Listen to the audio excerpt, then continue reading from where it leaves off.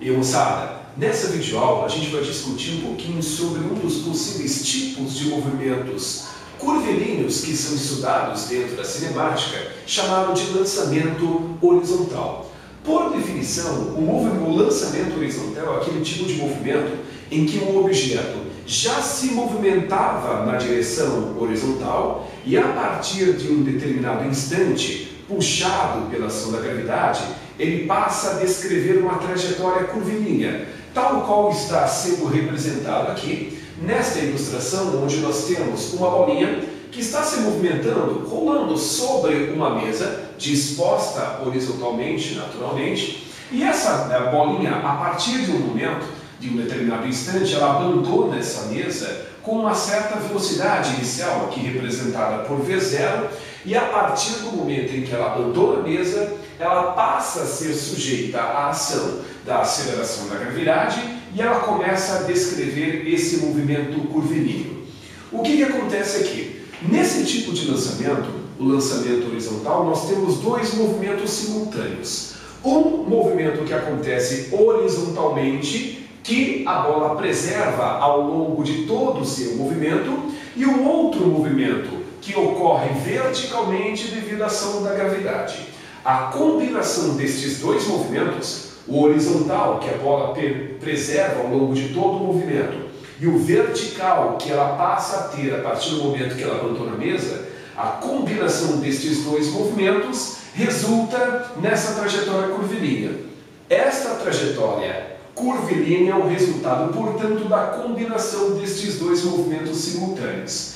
Então, para fins de simplificação, nós vamos dividir o estudo desse movimento em duas grandes partes. A primeira delas é a horizontal, já que esta bola é lançada horizontalmente, e um outro movimento que ela passa a adquirir quando abandona esta mesa, que é um movimento que ocorre verticalmente. Para fazer essa análise, o que acontece realmente, eu convido vocês a analisar a seguinte situação. Vamos supor que aqui a bola tenha sido lançada a partir dessa borda da mesa e um determinado intervalo de tempo depois, ela tenha estado nessa posição aqui. E no mesmo intervalo de tempo que ela leva para ir dessa posição para esta, ela leva para ir até esta outra posição aqui. É como se eu tirasse, depois que a bola abandonou a mesa, eu tirasse duas fotografias dela. Uma delas, ela estaria ocupando esta posição, só não desenhei a bola inteira para fins de simplificação, e na segunda hipotética fotografia eu encontraria essa bola nesta posição. Importante, o tempo que essa bola levou para ir desta posição para esta é o mesmo tempo que ela levou para ir desta posição para esta. Eu previamente já registrei aqui no quadro as distâncias que essa bola percorre horizontalmente e verticalmente quando ela passa desta posição para esta e desta posição para esta. A distância que ela percorre horizontalmente quando ela passa desta primeira posição para esta segunda, eu aqui chamo de x1. E a distância que ela percorre horizontalmente para ir desta posição para esta, eu aqui chamo de x2. No meu desenho, eu acho que isso está bastante razoável. x1 é aproximadamente igual a x2. Se eu tirasse fotografias bem precisas e medisse de maneira bastante precisa estas distâncias percorridas horizontalmente, eu perceberia que estas distâncias x1 e x2 são idênticas. Isso revela uma coisa muito importante, porque como a distância horizontal 1 é igual à distância horizontal 2 e o tempo que a bola leva para ir percorrer estas duas distâncias horizontais, estes intervalos de tempo são rigorosamente os mesmos, então nós podemos concluir que na direção horizontal o movimento é uniforme. O que significa o movimento ser uniforme na direção horizontal? Significa que horizontalmente a velocidade desta bolinha ela é constante. a componente, a parte horizontal da velocidade dela é constante ao longo de todo o movimento. Aqui, nesse desenho, eu também registrei estas duas distâncias que são percorridas verticalmente quando a bola passa dessa posição para esta. Distância vertical esta, que eu aqui representei por y1, e uma distância percorrida verticalmente quando ela passa para essa segunda posição, a distância vertical esta conhecida como y2. Aqui é visível que estas distâncias medidas na direção vertical não são iguais. A distância y2 é maior do que a distância y1, embora o tempo que esta distância leva para ser percorrida seja o mesmo tempo que essa outra distância y2 leva para ser percorrida verticalmente. Então aqui nós temos a seguinte situação. Nós temos distâncias cada vez maiores percorridas no mesmo intervalo de tempo. Distâncias cada vez maiores percorridas no mesmo intervalo de tempo é uma característica típica do movimento variado. Isto significa que na direção vertical, como a distância vertical 1 é diferente da distância vertical 2, para ser mais preciso, a distância vertical 2 é maior do que a distância vertical 1, e o tempo que estas distâncias levam para serem percorridas é rigorosamente o mesmo, então eu posso colocar aqui que na direção vertical o movimento é variado. Porque essa característica de distâncias cada vez maiores sendo percorridas no mesmo intervalo de tempo só pode ser provocada por um movimento em que a velocidade é crescente. E é isso que está acontecendo aqui. À medida que esta bolinha cai, a componente vertical da velocidade vai aumentando. É por isso que existe a necessidade, nesse movimento, nesse lançamento horizontal, de a gente dividir o estudo desse movimento em duas partes. Porque na parte horizontal, a componente horizontal da velocidade não é modificada, enquanto que à medida que essa bolinha cai, verticalmente a velocidade dela vai aumentando. Então, a partir desse momento, eu vou registrar algumas características muito importantes desse tipo de movimento. Características importantes deste lançamento horizontal. A primeira delas, como eu já mencionei, é aquela característica que afirma que a componente horizontal da velocidade é constante ao longo de todo o movimento. A componente horizontal da velocidade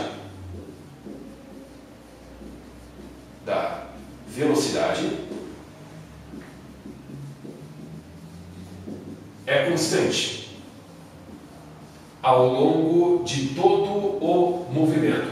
Então, se eu pudesse representar vetorialmente isto, nestas duas outras posições, eu perceberia que, neste ponto aqui, eu desenharia uma componente horizontal da velocidade com o mesmo tamanho que essa aqui.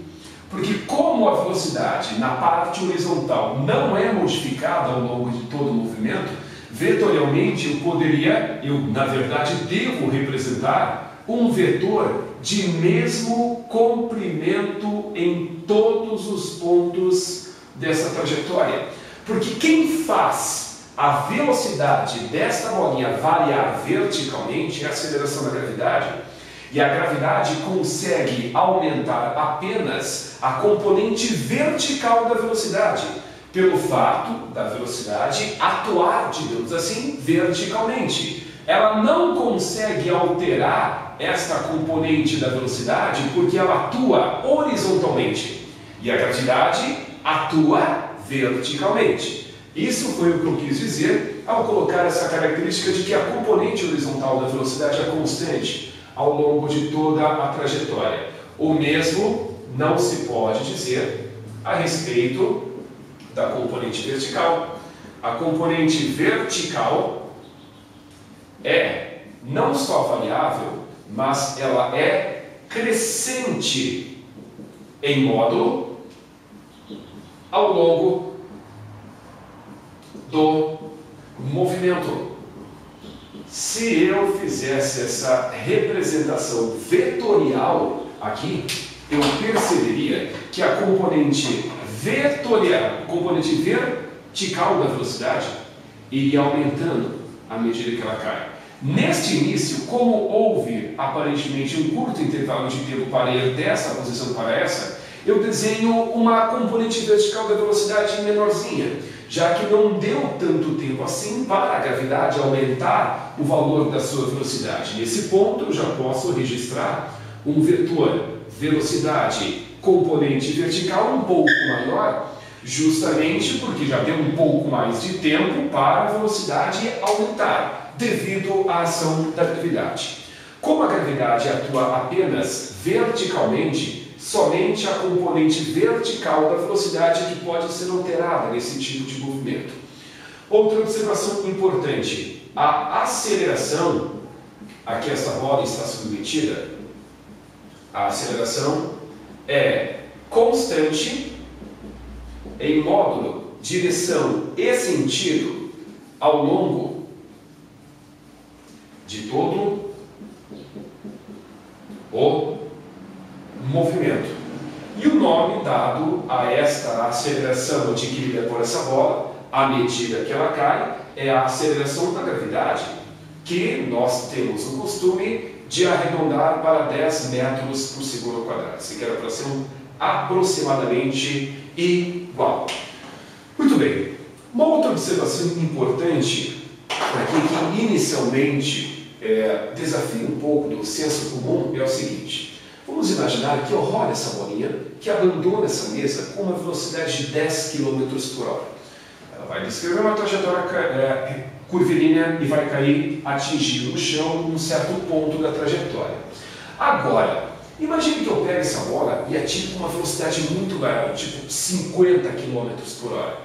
Vocês acham que quando eu atiro essa bolinha com uma velocidade bem maior, vocês acham que ela vai levar mais ou menos tempo, ou talvez o mesmo tempo para cair, do que quando eu lanço ela com uma velocidade um pouco mais baixa? A pergunta de forma mais objetiva é: se eu aumento a velocidade de lançamento, o tempo de queda é alterado? Bom, você pode inicialmente responder que sim, porque quando você atira a bola com mais velocidade, andando mais rápido, ela leva menos tempo para percorrer uma distância. Só que o que acontece é que, em contrapartida, quando você lança essa bola com uma velocidade maior, ela vai descrever uma trajetória parabólica maior. Isto é, a trajetória curvilínea que ela vai descrever vai ser bem maior. Isso significa que se você tirar a bola com uma velocidade muito grande, ela vai descrever uma trajetória parabólica maior. E assim sendo, a distância percorrida por ela vai ser maior. Assim, quando você atira a bola com uma velocidade maior, lança ela horizontalmente com uma velocidade maior, esta velocidade maior é compensada pela distância maior a ser percorrida, indicando que o tempo de trajetória é absolutamente o mesmo. Tá, se a velocidade de lançamento não altera o tempo da trajetória, o que a velocidade de lançamento altera? O alcance do projétil. Percebam que quanto maior for a velocidade de lançamento, mais longe do pé da mesa essa bolinha vai cair. Então, embora a velocidade inicial não altere o tempo de queda, altera o alcance, a distância horizontalmente percorrida pela bola, desde o momento que ela abandona a mesa até o momento que ela toca o solo. Então, a velocidade de lançamento não altera o tempo de queda. O tempo de queda. Altera apenas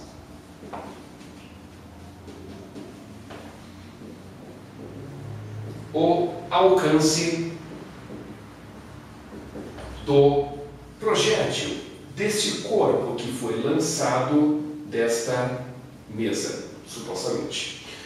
Bom, se a velocidade de lançamento não altera o tempo de queda, o que realmente altera? O que pode modificar o tempo que esse objeto leva para cair? A altura. Este é o único fator que influencia o tempo que o objeto leva para cair. O tempo de queda, é influenciado apenas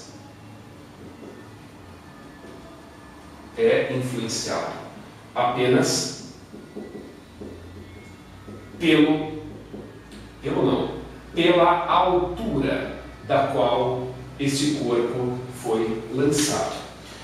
Bom, naturalmente, esse não é o único caso de lançamento horizontal, uma bolinha sendo atirada de uma mesa. Quando um avião, voando com velocidade constante, sobrevoa horizontalmente uma determinada área, se este avião abandonar um saco de mantimentos, uma bomba, por exemplo, esse saco de mantimentos, esse corpo, vai descrever a mesma trajetória que essa bola. Se um canhão no alto de uma colina for disparar um projétil da mesma forma que essa bolinha foi lançada dessa mesa, esse bólido vai percorrer uma trajetória retilínea e vai possuir as mesmas propriedades desta bola que foi lançada horizontalmente. Muito bem. Claro que tudo que a gente está discutindo aqui, nós estamos desprezando a resistência do ar. Tudo que a gente está discutindo tem como pressuposto esse desprezo do atrito do ar para facilitar a nossa vida nesta situação nesse estudo de cinemática em física básica. E para finalizar essa identificação dessas características do lançamento horizontal, existe uma diferença entre um problema qualquer pedir para você determinar a velocidade dessa bolinha nesse ponto e pedir para determinar a componente vertical ou a componente horizontal desta bolinha. Qual que é a diferença? Porque percebam que em todos os pontos dessa trajetória, a velocidade dessa bolinha é a combinação, é a soma vetorial destas duas componentes. Isso significa que para determinar a velocidade dessa bolinha nesse ponto, eu teria que traçar o vetor resultante destas duas velocidades, destes dois vetores. Este vetor resultante é que representa a velocidade dessa bolinha. Nesse ponto, o vetor resultante seria a soma vetorial destas duas componentes, o que resultaria num vetor orientado desta maneira aqui. Isso tudo é para dizer que em qualquer ponto da trajetória, a velocidade desta bolinha, ou de qualquer corpo lançado horizontalmente, óbvio, é dado pela raiz quadrada da soma dos quadrados das componentes horizontal e vertical dessa bolinha. Por que a raiz quadrada da soma dos quadrados? Porque se você observar, por exemplo, para esse triângulo aqui, ó, esse triângulo que eu acabo de destacar é um triângulo retângulo. E no triângulo retângulo é válido o teorema de Pitágoras, onde a hipotenusa é justamente o vetor velocidade, faz o papel da hipotenusa, e os catetos são justamente as componentes deste vetor velocidade. Então fiquem atentos, existe uma diferença entre o problema pedir para você determinar a velocidade em um determinado ponto e pedir para você determinar a velocidade, a componente vertical ou horizontal da velocidade. Tem que ficar atento quanto a isso. Muito bem, agora, o que você não viu ainda foi eu relar umas contas, né? É isso que a gente vai começar a fazer agora. E eu acho importante, pelo menos no lançamento oblíquo, a gente deixar as equações para o final, porque visto estas características importantes, a gente tem um pouco mais de facilidade de assimilar as equações que vão ser abordadas a partir de agora. Eu havia colocado antes aqui que horizontalmente a velocidade desse objeto é uniforme. Então, se você analisar a equação do movimento uniforme, funcionará das posições, né? X igual a x0 vezes x igual a x0 mais v vezes t, colocando no ponto de lançamento a origem dessa trajetória, eu posso colocar aqui a posição inicial como sendo zero, por questão de conveniência, e nós chegamos que horizontalmente as distâncias percorridas horizontalmente podem ser determinadas através dessa equação aqui, onde este V0 é a velocidade inicial medida horizontalmente, que é constante ao longo de toda a trajetória. Muito bem. E as equações que podem ser elencadas na direção vertical? Lembrando que todo movimento variado pode, basicamente, ter problemas de movimento variado resolvidos através destas equações aqui. A primeira forma do vovô é ateu, né? A função horária das velocidades. A segunda forma, a de Torricelli, vovó e vovô, os dois ambos numa pirâmide sexual.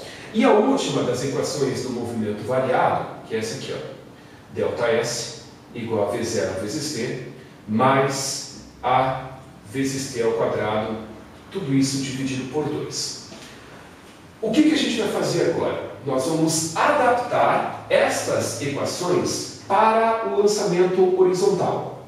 Devo lembrá-los que no início do lançamento, aquele bólido não tinha componente vertical da velocidade. Por que motivo?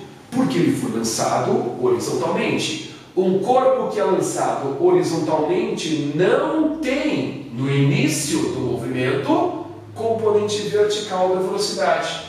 Isso tudo é para dizer que a componente vertical da velocidade no início, a componente inicial, a componente vertical no início do movimento é exatamente igual a zero.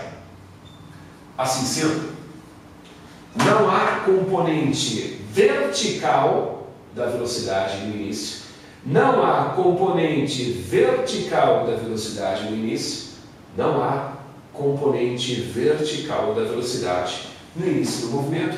Isso nos ajuda muito, porque vejam, a componente vertical da velocidade, Vy, fica escrita apenas como produto da aceleração pelo tempo. Como a aceleração aqui, desenvolvida pelos corpos, é a aceleração da gravidade, eu coloco G vezes T. Esta é a função horária das velocidades adaptada à direção vertical desse tipo de movimento. A mesma coisa acontece aqui. A componente vertical da velocidade ao quadrado vai ser igual a 2 vezes a aceleração, que é a gravidade, e a distância que é percorrida verticalmente, as pessoas costumam chamar de altura. Aqui está a equação de Torricelli adaptada a esta situação. E por fim, esta última expressão, no lugar de ΔS, eu posso colocar o h de altura, que é a distância medida verticalmente. No lugar de A, eu coloco a aceleração da gravidade, que é a aceleração desenvolvida pelos corpos lançados horizontalmente. Estas são todas as equações que podem ser utilizadas para se resolver qualquer problema de lançamento vertical. Fiquem atentos quanto a estas características importantes, bem como o tratamento matemático, levando em consideração que não há componente vertical da velocidade no ato do lançamento horizontal. Então é por esse motivo que a gente fez essa espécie de adaptação dessas equações clássicas do movimento variado. É isso, moçada. Gostaria de agradecer pela atenção de vocês e até a próxima videoaula.